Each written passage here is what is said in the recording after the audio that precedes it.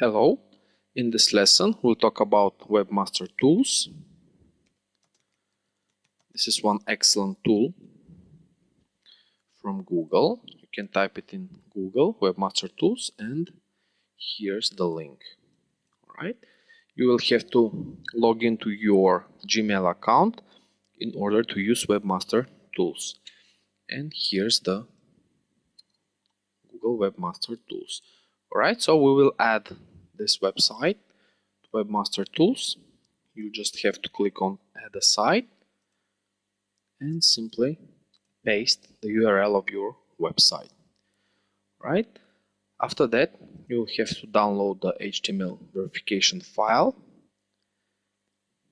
to prove the ownership of this website, and then using FTP, your FTP, I'm using FileZilla, it's a free FTP program, download it to your website. Alright, so here's my website. You will have to download it to your root domain. Alright, after that you will have to confirm the successful upload of this file by clicking on this link, and everything is fine, so we can click on verify. Okay, so now we have successfully verified the ownership of our website. So click on continue, and we're back to the Webmaster Tools dashboard. You can track your visitors, you can track the backlinks to your website by using Webmaster Tools, and it is very useful for SEO purposes. Alright, so I'm in one of my websites, walnerweb.com, and as you can see, we have some information here. If we click on site configuration, you will see that there's a link such as sitemaps. In the next lesson, we will create a sitemap for our website, and it is very useful to have sitemap because it will help Google crawl your URLs. Okay, so I have 1339 URLs submitted and 995 are indexed by Google. Alright, in the crawler access, you will see the robots.txt file. We will also create one, but you can allow or disallow some folders from crawling from Google. Alright, inside links, you can see some site links of your website. Also, you can change the address of your website, but one of the most important things whenever you're using Webmaster Tools is this tab settings. You can set the geographic target of your website. For example, if you have .com website and your targeted users are in the United Kingdom or Germany, you can choose the country from here. Alright, it's very useful because Google will know that your website's targeted visitors are from another country, not from the United States. Okay, also you can check the preferred domain. Usually I go with don't set a preferred domain, and you can choose to show the 3W in front of the domain or display the URL without the 3W. Alright, also you can set the crawling rate from Google bots, but I'm not using this feature. Right?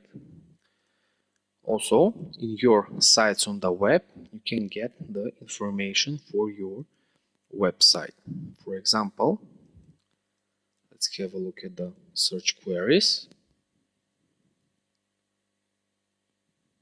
And here you can see which keywords are the most popular for your website, and also the average position of your keywords. Right? In the links to your website, you can track the number of the backlinks created to your website. For example, I have 224,019 backlinks, and if you are doing off-page SEO, you can track the results from here. Of course, if you are using black hat techniques and you're creating a lot of backlinks from Xroomer, using Xroomer and other spammy programs, I wouldn't suggest using Webmaster Tools, because this way Google will know all about your website and it will harm your search ranking position. So you can decide for yourself. If you're doing gray hat or white hat SEO, you can use Webmaster Tools along with Google Analytics. Okay. Also, in the messages, you can see the messages from Google for your website. For example, for here, you can see that a new geographic target is set for this website. For example, it was for the United States, but I changed it to unlisted.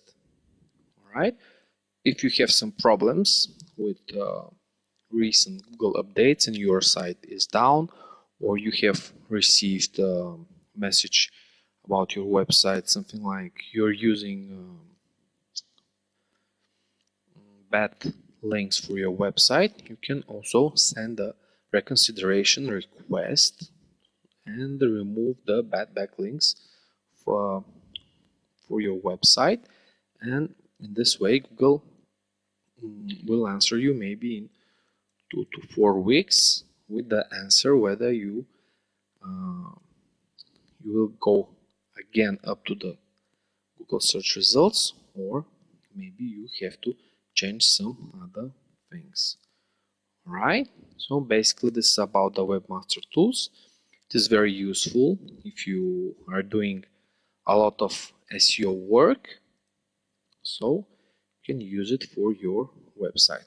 Also, something very important, when you go to preferences, you can choose to receive these messages from Webmaster Tools directly to your Gmail account. I'm using this feature, and it is very useful because all these messages will go straight to your email.